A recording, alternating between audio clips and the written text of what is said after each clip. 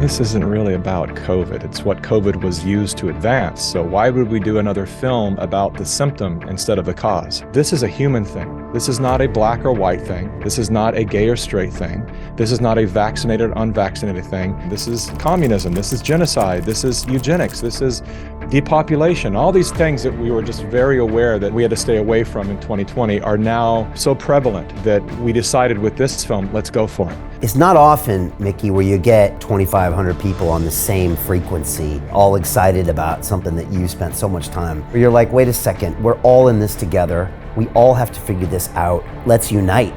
That was a bold move.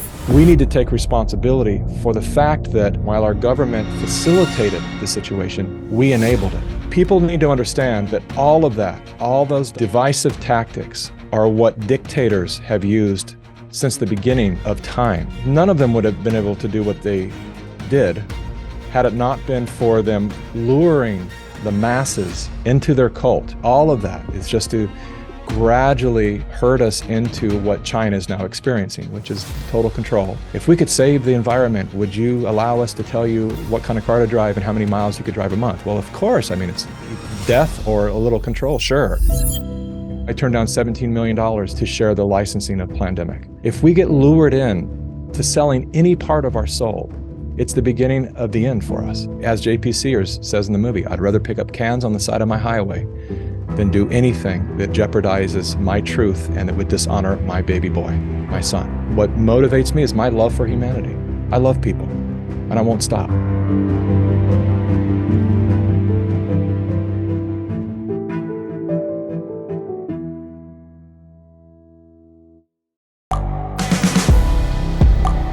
The world is changing. Inspiration is everywhere. It has never been so easy to connect, share, and bring people together. We're learning from others and finding the best in ourselves. Challenging our beliefs. Sharing our vulnerability. Overcoming our fears. Transforming ourselves so we can transform the world. How far can we go? This is London Real. I am Brian Rose. My guest today is...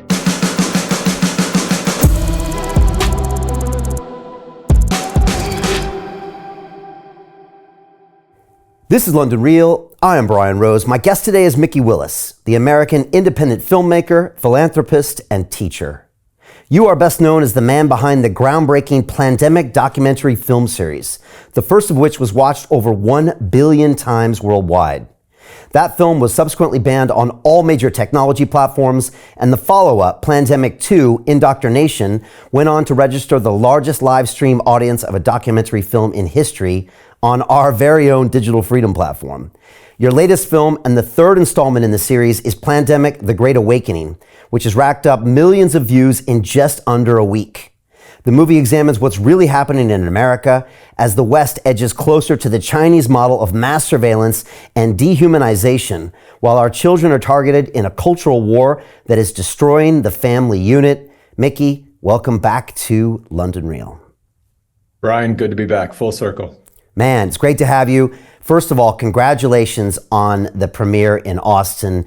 You know, I just came back from that place a few months ago. I didn't know you had a movie theater in downtown that could hold 2,500 people. You had the live links. You had people on different microphones. J.P. Sears, who I love, was there. Alex Jones was there. I mean, it was a proper production, red carpet premiere. That's a big deal. How was that evening for you, just to be a part of that with all those people around you? You know, it was actually surreal. I was coming off of a crazy deadline just to get the movie finished. So we were barely sleeping. So my head was in a fog, and I kept looking around thinking, is this really happening, or am I in some kind of a lucid dream right now? Are we here? The movie's actually premiering and all these people are here to support it. This is incredible. It was really a flawless evening. It was the production that the High Wire provided for the red carpet event, and all the way through. The person, Victory Boyd, who sang the national anthem, she made people cry in the first 20 seconds. It was incredibly powerful evening. Wow, I could just feel, it's not often, Mikki, where you get, 2,500 people on the same frequency and a really high frequency, all excited about something that you spent so much time. And I could kind of feel it through the screens there. We've been talking to Del for 3 years. He's actually on the show on Friday, and it was great to see them supporting you with Highwire. And then, of course, just a great cast of characters from J.P. Sears to Alex Jones, and there was tons of people there. So it looks amazing. We still premiere our films in London, but I still remember the process of booking the theater like 6-8 weeks out and then trying to find the film. And I always used to equate it to like driving a car 100 miles an hour into a brick wall, just hoping that something's going to happen. And so I think I know what it feels like, and it's a tricky situation. So congrats on, getting your edit done, for the time. Thank you. We have a really wild intertwined history between London Real and the Plandemic series, and I really had to think about it before we had you on tonight. First of all, people need to watch this film, so they can watch, I think, all three on your website, and we'll have links below. But early on, when we first started catching heat for broadcasting conversations, the big one was April 6, 2020 for us, where we had the second largest YouTube live stream in the world, and it was banned about 30 minutes later. Right around then, I think Plandemic 1, that first 26-minute piece with Judy Mikovits, was making the rounds, and it was having a hard time staying somewhere. I think we got introduced to Judy, and pretty quickly we put that piece on our Digital Freedom platform. And so we were one of the places where you could kind of find it when it was really hard to find. You couldn't type the word in, etc. And then in August, when you came out with Plandemic 2, we ended up live streaming it on that platform. I got a great story afterwards because our channel got demonetized after that. It really pissed the people at YouTube off. And then to be able to support you on this the third time, yeah, it's pretty amazing that we've kind of seen that whole journey. And so many people appreciate all of those films, and they're all really different, Mikki. That's what really surprised me about this film. Each one of your movies is very different, and maybe we start there. Because, I remember talking to you about Plandemic 2, and you were like, oh, we're talking to this person and this person and this person. And I think I remember you doing like a total 180 from the Judy Mikovits, Fauci, kind of virus history, potential vaccine, all the way over to David R. Martin. And it was an incredible movie that was way ahead of its time, that was calling out the Wuhan lab back in August 2020, right? When I used to tell people you get put in a padded room if you said that back that early.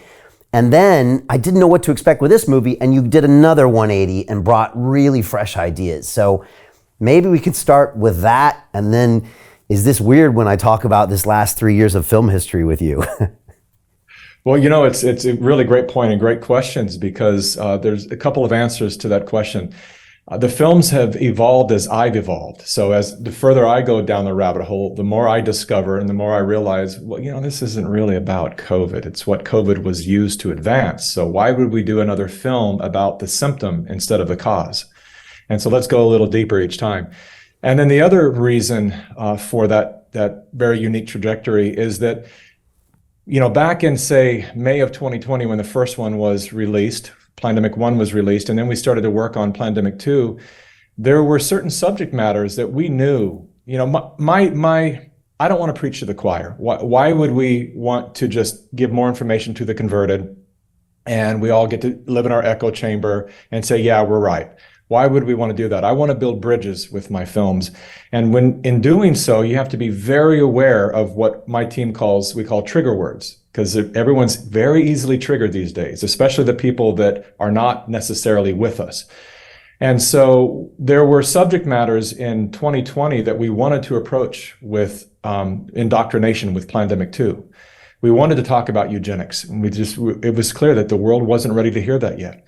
We wanted to talk about communism and what's going on, and the world wasn't ready to hear that yet. So we were very aware of we have to deliver this when the people can actually receive it. Otherwise, they will just obsess upon that one subject and they will turn away from it. And then in that case, why are we making this film in the first place? And so the good news, and I guess also scary news, is 2.5, 3 years later, everyone's ready for those subject matters now because it's right in our face. And so what we couldn't talk about in 2020, we can talk about freely now in 2023, because everyone's saying this is communism, this is genocide, this is eugenics, this is depopulation. All these things that we were just very aware that we had to stay away from in 2020 are now so prevalent in the mainstream lexicon that we decided with this film, let's go for it. Of course, there are a few things I held back on that probably in 2 years from now will be, free to go. But in general, we said let's make this one about the big picture so people can understand and make sense of this crazy world. Yeah, well, let's go a little deeper on that, because something I noticed in the very beginning of this film, you're giving a speech, an outdoor speech to a crowd somewhere in America, I don't know where it is, and you say something very, very important that maybe ties into what you just said. You say to the audience, whether you're vaccinated or you're not vaccinated, something like, we're all here to heal. You're welcome here. Yeah, you're welcome here. And I was like, damn, that's such a powerful statement that you don't hear very often, and whether it's said overtly or not, it's said somehow, especially in these circles. And, people that have been so right, like, you have over the years, to where you were right and you were wrong and we were right and you're them and we're us. But like, that's a beautiful way to open the film, where you're like, wait a second, we're all in this together. We all have to figure this out. Like, let's unite. That was a bold move. I guess that was very intentional on your part. Yeah, very much so. That was a talk that I gave at a rally called Defeat the Mandates in Los Angeles. And that's how I was the first speaker of the event. And I came out to let everyone know that they're all welcome here. It said, whatever color, creed, religion, whatever it is, whatever sexual orientation, if you're vaccinated, unvaccinated, you're all welcome here. And I think that for me, that's the antidote to the major issue we have out there when it comes to division. This is all a game of divide and conquer. They cannot conquer us without dividing us. When we are together, divided we stand, united we stand, divided we fall.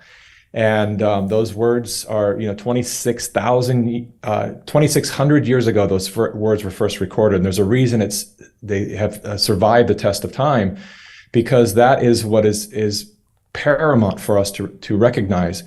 And all this demonization, the way that the unvaccinated were treated as the lepers of this age, as the bottom of class, as the ones that would be led to the gas chambers if some people were given that choice. People need to understand that all of that, all those divisive tactics are what dictators have used since the beginning of time. And if you look at from Mussolini to Lenin to Mao Zedong to Hitler, all of these dictators that are at the top of the list for committing the most genocide, like Mao Zedong, 80 million people, and the other ones aren't far behind, who forced their own citizens to starve, or they were tortured. They did this. None of them would have been able to do what they did had it not been for them luring the masses into their cult and convincing them through the power of groupthink that what they were doing was right, that the bad people need to be stopped. And in Mao Zedong's case, he was able to, he enlisted high school children into what he called his Red Guards. And they turned on their teachers. Some of them killed their teachers. They turned on their parents. They celebrated when their parents were tortured and executed. This is how deep they went into the psychological fog, that they felt that if they could do anything in service, even the ones that were being put, in some cases, being executed, it's well known in history through the Russian Revolution and on, that they actually were proud to be tortured and executed if it was in the name of the party, that they thought it was some kind of a noble sacrifice they were making. And when you understand that people can be manipulated to that degree that they would literally turn in their own family members and celebrate at their demise, that is for me, is an indication of something far deadlier than all the other narratives that we're being told are a threat to our lives, is just our tendency to turn on each other. And so for me, opening up the movie with a "you're welcome here," to letting people know immediately that this is a human thing. This is not a black or white thing. This is not a gay or straight thing. This is not a vaccinated or unvaccinated thing. All of that is being used against us so that we fight each other, so that we actually enact what a lot of the Chinese military follows, which is Sun Tzu's art of war, which is to defeat the enemy without fighting. That is to turn the enemy against themselves so they destroy each other. And that's what's happening to us in America. And what happens in America affects all of the world. We are the firewall for the rest of the world. And that's why we're also having the movie now translated into numerous languages so that everyone can wake up to realize we're all being used. And all these dictators use the terminology, which you know well, useful idiots. They called their own people useful idiots. And those useful idiots were the first ones that were, really put to sleep and or put in labor camps after the task was achieved by the dictator. And so people need to wake up to understand, and it's happening massively, particularly here in the States, that people of color are waking up to say, we're being used. And a lot of the gay community is waking up to say, look, this transgender thing has gone too far. We're all being pitted against each other. We're all infighting now. And this is what they want. They wouldn't be happier with anything less than civil war. And as I point out in The Great Awakening, there's a big benefit to when we're warring here. There's a big benefit to when we're rioting in the streets. Because if you understand that Karl Marx really created the philosophical ideology that almost all communism is based upon, and all communist leaders praise as the foundation of their political ideologies, and that Karl Marx said that communism can be summed up in a single sentence: the abolition of private property. And that's something that needs to be taken very seriously, because if you understand that that's the you'll own nothing and be happy. That's why Bill Gates has bought all the farmland in the United States. That's why they allowed riots to happen while everyone else is locked down. Somehow it's okay though, if you want to go be part of a BLM riot, that's fine. Why is that? Because every territory that they had riots in, those properties plummeted in value. And all these black rock type of asset management firms rushed in, gobbled up all the property. And so never before have we had these multinational corporations owning single family homes the way they do now. And they're gobbling them up at thousands per month.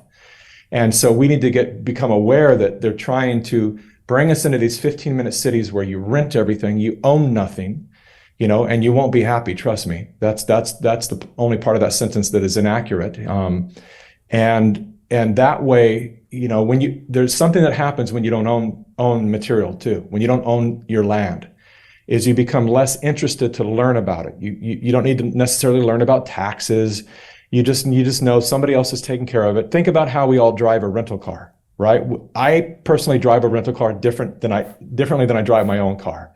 I don't necessarily think about where I park it, if it's going to get door dings or all of that, because it's a rental car. And if I examined years ago, I was very curious. The question was, what makes a ghetto a ghetto? I don't want to assume that these are just lower class people, but what turns an entire territory, a county, into a ghetto? What is that? And the answer can be summed up in lack of ownership. When you don't own your property, you don't take care of it. And when your neighbors aren't taking care of their property, it becomes a cancer. So you say, why would I mow my yard and put up a little white picket fence when cars are on jacks, and let's just let it all go? And you're paying money to the man, right? Your landlord is the man, the person that constantly reminds you that you owe them money. And so why would you take care of his place? Punch holes in the walls, graffiti it, whatever you want to do. And then now the esteem of where you live is so lowered that the morale, you have nothing to fight for, you have no pride, and that becomes then a lack of pride for your nation. And that's where we are right now, where there's very little love and pride for the incredible gift that America is. So many important points there, Mikki. And I'm actually getting flashbacks to when we had, David Icke here in 5 episodes in that 2020 year that was so pivotal. And, he would say a lot of things in the first 2 hours of the episodes, but the last 30 to 40 minutes were always around this division concept.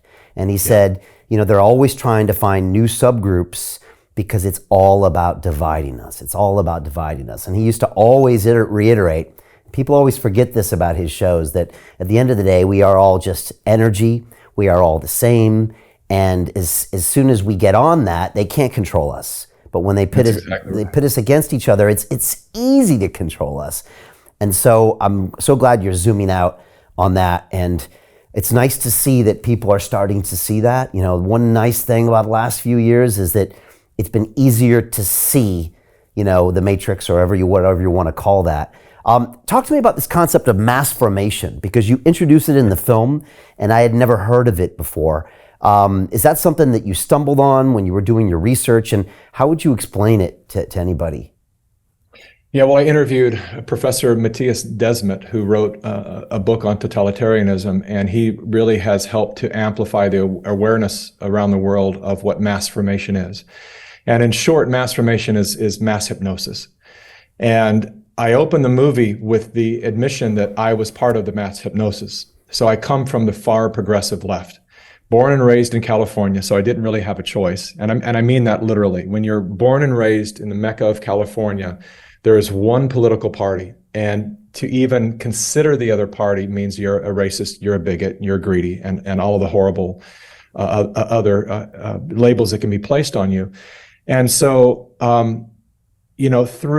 as we examine in the film, we call it weaponized compassion, because I realize that the way they capture people, and this is also an answer to why I've had so many people reach out to me. They were just amazed that their brother, who was the smartest person they know, I can't tell you how many times I've heard this, fell for it all, or their doctor, or their incredibly intelligent father, or whatever it might be. And so you have to understand that as we examine in the film, that I always say it's the highly educated and deeply caring people that are the most vulnerable.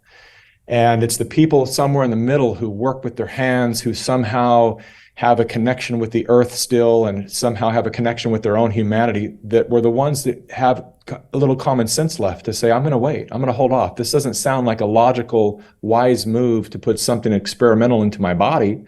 I'm just going to hold off for a couple of weeks. Let me see how this goes. While the other ones who, the highly educated people, are the ones who spent so much time bowing to authority. Their whole life has been in some kind of government-funded education, university, whatever it might be, med school, law school. And so they've become so adept at just listening to the person who has more stripes than they have, that they don't question authority anymore. And that becomes very dangerous. Then you have, I don't consider myself in that ranking. I consider myself the deeply caring person, raised by a single mom with 2 sisters and a gay brother. I had a lot of feminine input. So I was very, sensitive about helping people. And I was always told, always make sure that you go out and you meet the people who are, the janitors at the school. They're real people, and get to know them. My mother was very much like all people are equal and love them all equally.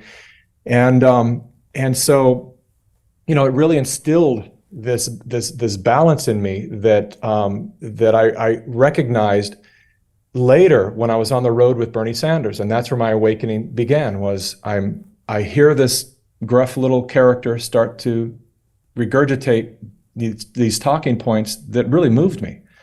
It's like there are people that are not being treated fairly. And at that time, coming from this kind of what I recognize now as a kind of a communist, socialist perspective of that there's the working class, the laborers, and then there's the elite class who just enslave us, right? I felt that I was part of that class.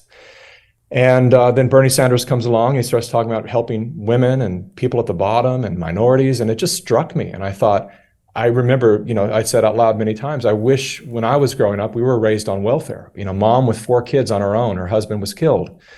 And And I thought, I wish we had someone like this when I was growing up, someone that could speak this way, that recognized our suffering, what we're going through. And so I bought into it fully, and I ended up on the road with him, and I traveled from Los Angeles all the way to Philadelphia. While I was on the road with him, that's when my awakening started, because I edit what I shoot, and I've learned through the years, I know when I have a complete answer to my question, and I won't stop until I get that answer, because I don't want to get back to the edit bay and realize they didn't really answer my question. So I don't really have a totality of a story here. And I've never experienced the dissatisfaction of answers to my questions like I did when I was on the road with Bernie Sanders. I would ask very clear, very direct questions. What is the difference between socialism and democratic socialism? And they say, well, it's this socialism, but it's by and for the people. It's different. People get to control it. And I'd say, okay, well, then how do you pay for all the different things that you're wanting for free? And they'd say, through taxation. And I would say, well, who's going to collect the taxes? And their eyes would cross. And they'd say, I guess the government.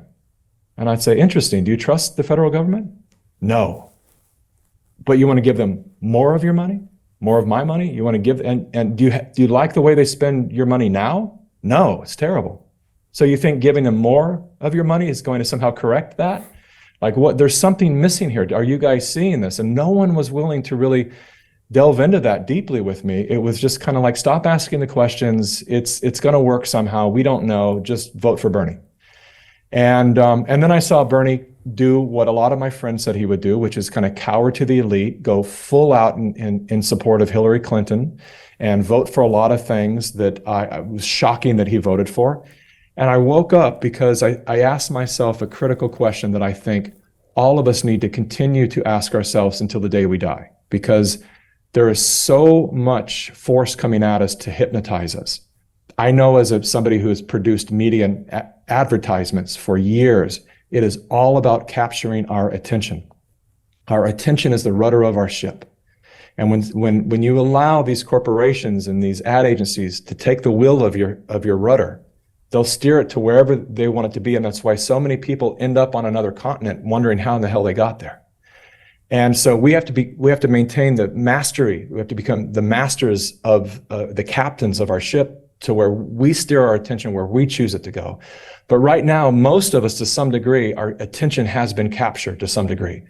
A trigger word can be stated, we see a billboard and it can trigger hunger or anger or whatever it is. We're really susceptible to all this influence around us at all times. And so, the mass formation is this through weaponized compassion, by convincing everyone that they're doing the right thing. So first you have to create the environment of meaninglessness. So people have to be in a place of feeling detached. And like, my life isn't what I thought it was going to be. I'm not quite doing what I wanted to be doing, which is a vast majority of people that are just maintaining their lives with a job they never imagined doing. And now they're just trying to pay their cell bills or their rent or whatever it might be. Then you give them the opportunity. You play up a narrative so intensely that you convince them that these people that are ignoring science are a danger to life itself. So at the root of this is actually something benevolent, Brian, and that is people's love for life. So they think they're defending life, because they say these people are a threat to life. They might kill your grandmother. And all you have to do to be part of this, the good tribe, is put on a mask and let people see that publicly. And then you are now part of the meaningful tribe. Now you have meaning. Now you have connection. And so these people go from just feeling like they're detached and leading a meaningless life to suddenly they're part of something that matters. And that's why to this day, some people are still wearing masks, because they don't want to let go of that. They don't know how to obtain that connection and that status of feeling important on their own. They don't know how to generate that. So they just hope that this comes back and we can all, live within this illusion that these people are the good ones and these people are the bad ones. But that's how all dictators got their own citizenry to act against each other, to literally commit acts of genocide against each other, is by convincing them that those are the evil, wicked ones over there. And while I remind all the crew that I'm part of and all the movement that's happening on this end, I just say, be very careful, because we're having a very similar conversation. We're the freedom fighters now. We're the good ones, and they're all the bad ones over there. We have to be really careful with that to come back to a place of recognizing. And because I was on the far other side of this whole thing, it's hard for me not to have compassion for those who are in a state of pure mass hypnosis. Because the key for me that unlocked it, and I'll stop after this, is the first question I asked myself when I was on the road with Bernie Sanders and getting these crazy answers to my very clear questions was, are they hypnotized? Like, these people seem to be hypnotized. Like, they're just in a fog. They don't know why fully. They can't answer the questions, but they're 100% on board with an ideology that they don't 100% understand. Are they hypnotized? And then I had an awakening. I realized, well, hold on. I am they. I'm part of them. Am I hypnotized? And that's the question that I think we all need to ask ourselves ongoing, because this trap is so elusive that even, again, highly educated or deeply caring people can be trapped at any moment to join the next cult, the next collective, where we surrender our sovereign intelligence for the ideology or the collective agreement of the group. And so that's the question that I asked myself that unlocked that stranglehold of hypnosis on myself. And then I literally, like I say in the movie, it was like a faith healing. Just instantly, the moment I started to look at myself and say, am I hypnotized? Then I looked around and I started to notice sickle and hammer stickers, Che Guevara stickers, linen shirts, all this pro-communist stuff around me. And I couldn't even see it before. I just thought they were memes or t-shirts, whatever. And then I started asking that question, like, is that a sickle and hammer on your laptop? Yeah. What is that? Are you joking? What is that about? Oh no, that's socialism is a stepping stone towards communism. I said, like, you want communism? Not that old kind of communism. There's a new communism that's going to save America. And this is and I said, where did you learn that? And of course it was always, well, my university. And that's when I started to realize, wow, okay, I have been pulled into something here that is not what I thought it was. All right, is the next film, are we going into universities on the next film, Mikki? I have no idea what I'm doing next. Yeah, people keep asking me and I have no idea. Okay. I want to create something about fatherhood one day, so that might be the next thing I do, I don't know. Okay, I would be curious about the university thing. Look, you make some great points there, fascinating stuff. I think it's always worth asking yourself, are you being hypnotized about all sorts of things? I mean, we're constantly buying into narratives that we bought into because of where we were born or how we were brought up, whether that's what money is, what love is, what this is, what that is. And it's always worth trying to question that, for sure. And it's great, really. You're being healthy about it, even in your own movement, which feels really good to be in it. And you're the good guys on the winning side, but it's like, wait a second, we need to make sure we don't go down that road, and we got to bring everybody together. Tell me about George Edward Griffin, because he becomes an important part of the film. I had actually never heard of him before, and he's kind of becomes a narrator throughout. Just tell me a little bit about him, and because he's the one that really breaks down communism in a way that I really haven't seen it done in a film before. And again, it took me a bit by surprise, and I found it very interesting. Yeah, well, G. Edward Griffin is a man who wrote the book Creature from Jekyll Island about the Federal Reserve. He's well known for that. He's a scholar, an incredible educator. Now in his almost mid-90s and still rocking it. Runs something called the Red Pill Expo. Still educating people out there. Has an online university. And so during my wake-up process, as I started to really go deeper and to realize that we're never going to solve any of these issues if we keep putting Band-Aids on symptoms. And that's what we spend a lot of time doing. Ointment on symptoms, and then another lesion pops up over here, more ointment, and we just keep tending to these things until we get to the root and realize, like, what is the cause? What's causing these lesions on my body? What do I need to do emotionally or physically to actually prevent this from reoccurring? I went down this rabbit hole, and I, in the process, stumbled on a lot of people who have been giving these historic warnings since the 40s, 50s, 60s, 70s of what was coming to America and what was going on. And very few people listened to them. And that's when I stumbled on G. Edward Griffin's work, and I watched one of his films. The first one I watched was called More Deadly Than War. And a lot of that, if not all of it, is online on YouTube that people can watch. I sat down and watched that, and I was just, originally I thought, well, I'll just use his work as a reference to drive my research deeper. But then as I continued to watch, he made these beautiful black and white movies. He explained to me, I was on the phone with him the other day, and he explained to me that he was speaking with rooms of 30, 40, 50 people, and he realized this is not going to do it. It's not, and then something was released, I forgot what it was. Some movie was released that he felt was total propaganda, and it reached so many people, some classic movie like Dinner with Andre or something he mentioned. And it reached so many people, he said, I need to start putting this stuff on film so it can be mass distributed. That's the only way it's going to make any difference whatsoever. And so he started making these beautiful black and white movies where he was basically sitting in his living room, very eloquent speaker, giving almost zero of his own opinion. He was simply reading from their manifestos, from their books, they being communist, saying, this is what we're going to do in America. We're going to divide the races. We're going to use black people as cannon fodder. We're going to convince the white people that they're helping black people. But all of this is, we're going to burn down the cities, and we're going to defund the police. We're going to create autonomous zones. Like literally went through all these steps of what they're going to do. And when I watched this, I thought, why isn't this known by everyone? Like, this is happening right now. I could put side-by-side comparisons to every point he's making to illustrate that it's here. It's happening right now in America.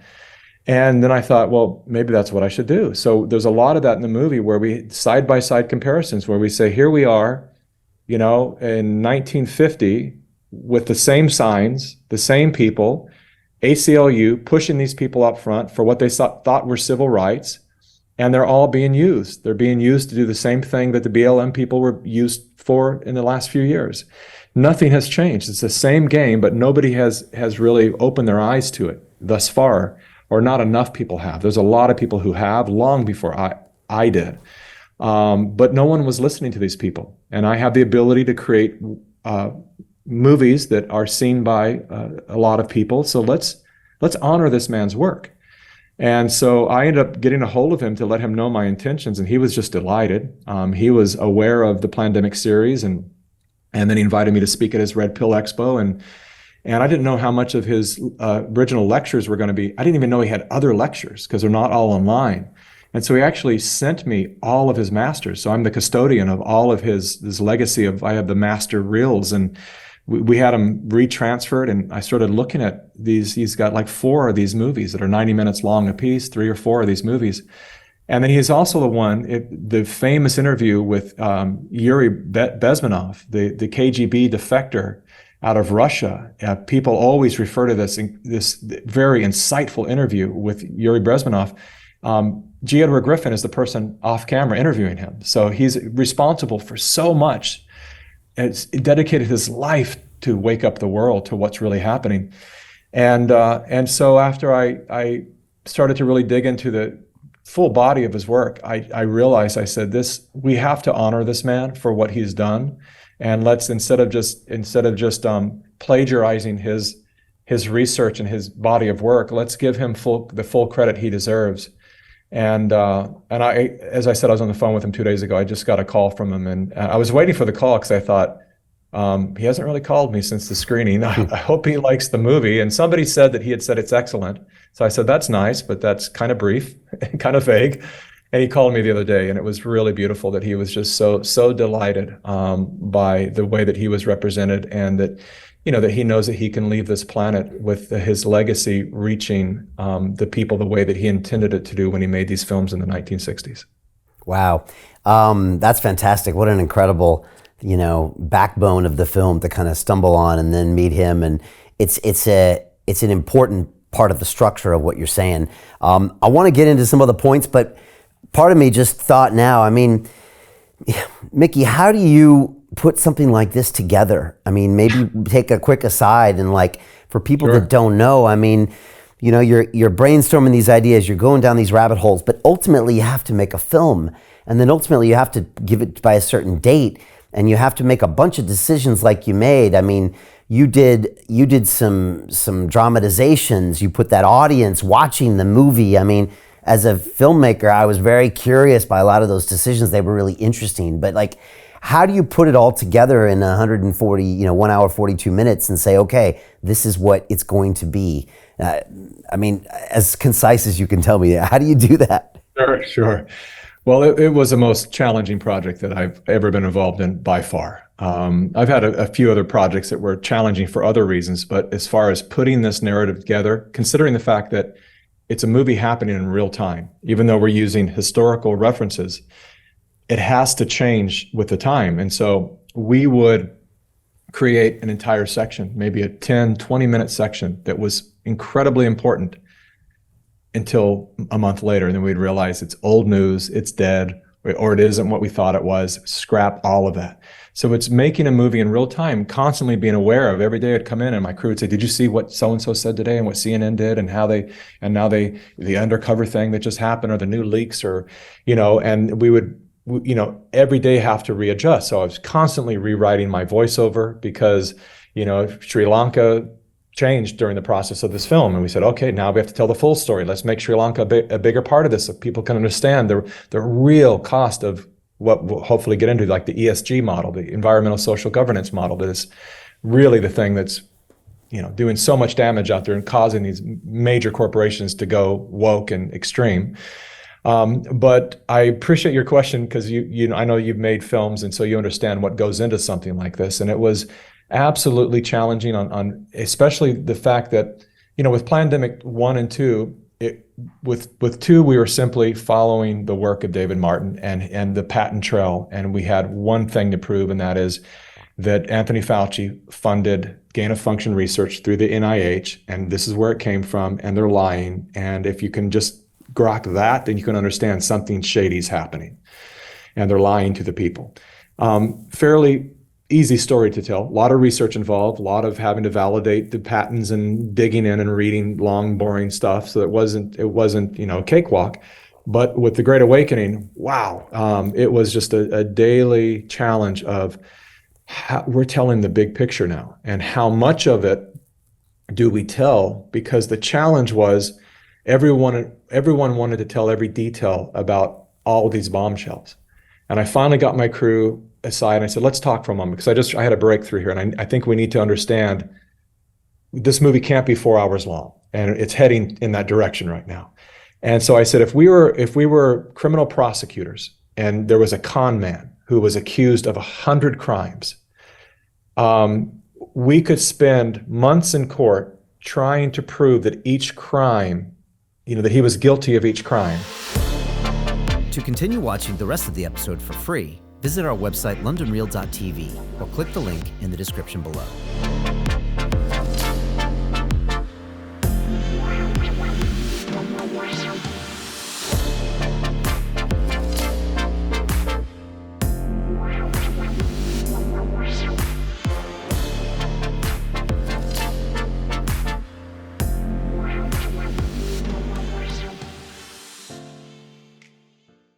So Jim Rickards has just recorded a video that's not available to anyone in the public, and he's going to be talking about how this upcoming recession is going to be fast, it's going to be bloody, it's going to be nasty. But at the same time, he's going to show you how you can position yourself to profit from all of this chaos. Now, we've made this video only available to our viewers. Go to londonreal.tv/Jim. Watch that immediately. I can't say enough good things about Jim Rickards. He understands the global economic system better than any guest I've ever had on London Real.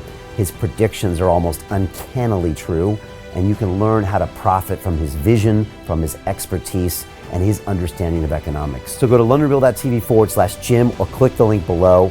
It's an excellent, excellent look on what's going to happen in the future and how you can position yourself to profit from that.